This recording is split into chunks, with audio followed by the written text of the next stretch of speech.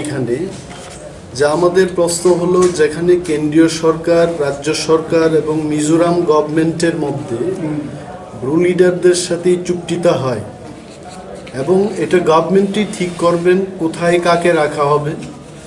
আজকে 144 ধারা সেখানে বলবৎ করা হলো। এই রাজ্যের ইতিহাসে কিন্তু কখনো কোনো আন্দোলনকারীরা, এটা অন্তত আমরা দেখিনি কোনো রাজনৈতিক সংস্থা ছাড়াও কোনো অন্যান্য সংস্থা এইভাবে 144 ধারাকে অমান্য করে আন্দোলন করার কোনো নজির ত্রিপুরার ইতিহাসে নেই। তো why the government is keeping quiet, এবং এখানে কেন করছে আন্দোলন? আমি নাগরিক সুরক্ষা মঞ্চের বিরুদ্ধেই বলছি না, বলতেও চাই না, আসলে জানিও না এই সংগঠনের কাজটা কি। যে যারা আন্দোলনটা করছে এদের কোনো নিজের বাড়ি দখল হচ্ছে, এদের ব্যক্তিগত কোনো সম্পদ দখল হচ্ছে সেখানে ব্রুদের রিহ্যাবিলিটেশন দিতে গিয়ে? এটা আমার প্রশ্ন। আর যদি না হয় তাহলে এই লোকগুলো কেন আন্দোলন করছে? What is their problem?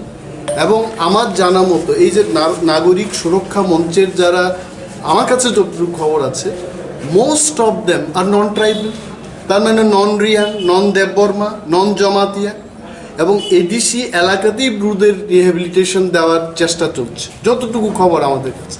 তাহলে ওই লোকগুলোর গায়ে আগুন লাগছে কেন? ওয়াই?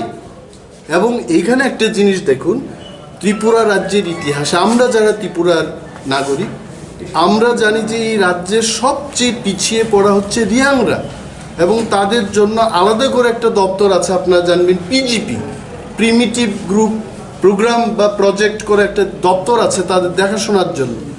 যখন তাদেরকে একটা কিছু দেওয়া হবে, কি করে তারা বলতে পারে যে রিফিউজি কাদের বলে? First they should make it clear. Refugee হচ্ছে ভারতবর্ষের বাইরের থেকে যারা এসছে তারা রিফিউজি। আমার মিজোরাম থেকে যারা আসছে, মিজোরাম এই দেশের একটা অঙ্গরাজ্য, সেখান থেকে যদি কেউ আসে আমি রিফিউজি বলবো তাদের? How can they say that they are refugee? Objectionable. এবং আরেকটা ব্যাপার হচ্ছে, এই রিয়াংদের মধ্যেই কিন্তু 25 বছর টানা এমপি ছিলেন পূর্ব ত্রিপুরার সাংসদ বাজুবন রিয়াং। সেইকালে রিয়াং বাবু কিছু করেননি কিন্তু, এবং সিপিএম সরকার কিছু করেনি তখন। আর এখন সেই নাগরিক সুরক্ষা মঞ্চে গিয়ে সিপিএম নেতৃত্বরা বক্তব্য করছেন, আর এখানে রাজ্য পরিচালনা করছে বিজেপির নেতারা গিয়ে সেখানে বক্তৃতা করছেন। কি চায় তারা? What they want? মানে এই রাজ্যে একটা বিশৃঙ্খলার পরিবেশ সৃষ্টি হোক, এটা চায়? বলছে যে এটাকে নিয়ে তারা ন্যাশনাল হাইওয়ে অবরোধ করবে। অবরোধ কি অন্যরা পারবে না?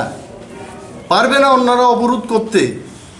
দিজ আর অল আমাদের সাংবাদিক, এই রাজ্যের আপামর জনগণ, আমাদের সবাইকে দায়িত্ব নিতে হবে যে এই ত্রিপুরায় শান্তি শৃঙ্খলা যেন বজায় থাকে। আইন পিঠের এটি স্ট্যান্ড। স্টেট গভর্নমেন্টকে এই ল অ্যান্ড অর্ডার সিচুয়েশন যে এখানে, একজন আইএস অফিসার যিনি এটাকে করেছেন, বিজ্ঞপ্তি জারি করেছেন, উনার অফিস খুলতে পারছেন না উনি 5 দিন ধরে। কি হচ্ছে এটা কি? এবং ইতিমধ্যেই मोदी जी, अमित शाह जी और राजनाथ सिंह जी को मैं आपको ये संदेश देना चाहता हूँ। एक आईएएस ऑफिसर जिन्होंने ये 144 लागू किया था वहाँ, उनका ऑफिस नहीं खोल पा रहा। মানে এই যে একটা কাঞ্চনপুর কি ভারতবর্ষের আইনের সংবিধানের বাইরের একটা মহকুমা? এবং রাজ্য সরকার যদি এটাকে কন্ট্রোল করতে না পারে, let central government come and take action here. এখানে একটা ব্যবস্থা হোক, এটা আইন পিটির স্ট্যান্ড হোক।